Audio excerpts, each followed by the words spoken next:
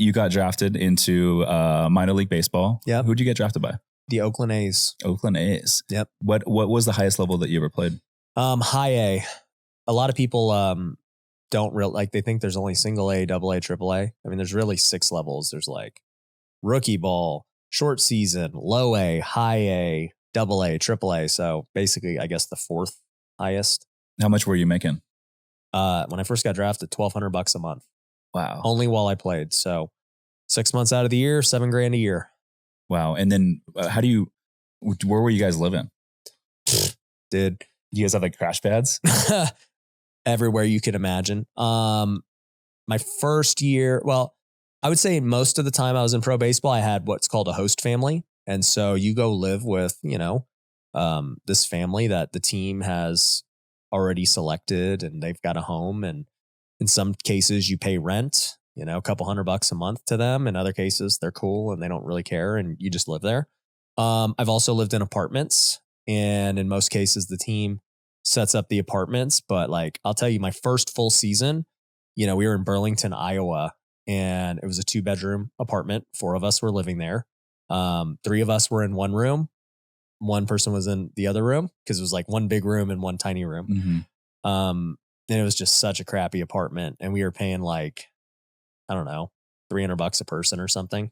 Wow. So this is 6 months out of the year. How many games are you guys playing in a season? 140. Wow. Yeah.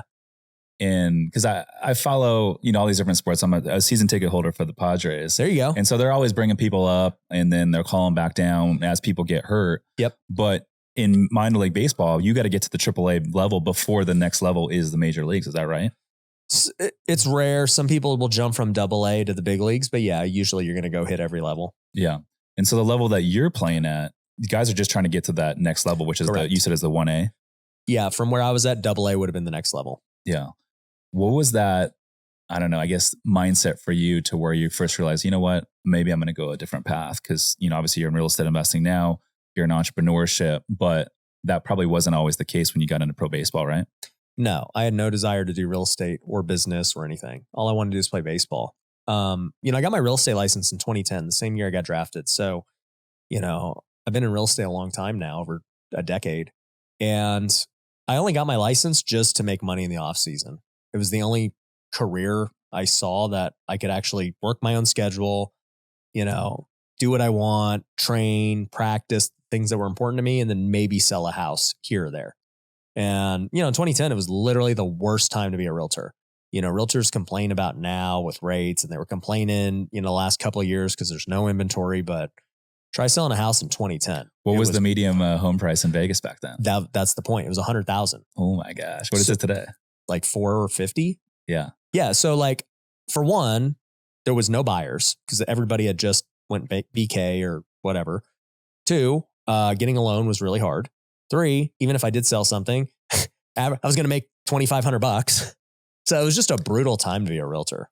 Yeah. I hated it. I can imagine. So from there, where did you transition?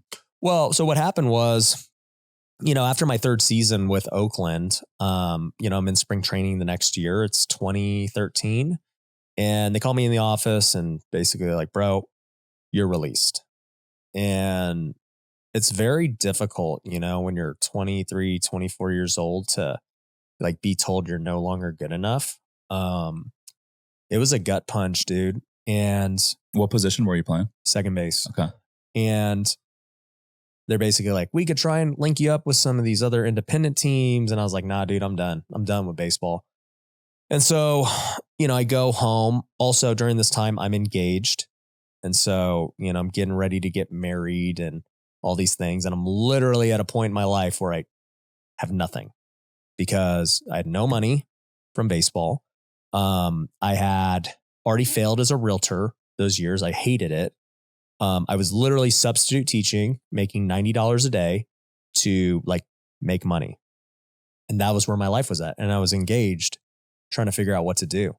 Long story short, I ended up continuing to play that season. A team called me, not a major league team, but a different type of team called independent baseball. And I continued my career and, had fun. I always loved baseball. It was never about the money. I knew that there could be a big payday at the end, but I would have just played baseball for fun forever. Is your fiance at the time, was she working too? No, No. she was in college. So this is like your sole basically source of income was a little Yeah. bit of real estate on the side and then baseball. Not even real estate at that point because I'd failed and I'd quit and I just was substitute teaching for $90 a day. Wow. So I'd make $1,200 a month in baseball. Then I'd make $90 a day in the off season if I felt like working. So literally I had no money.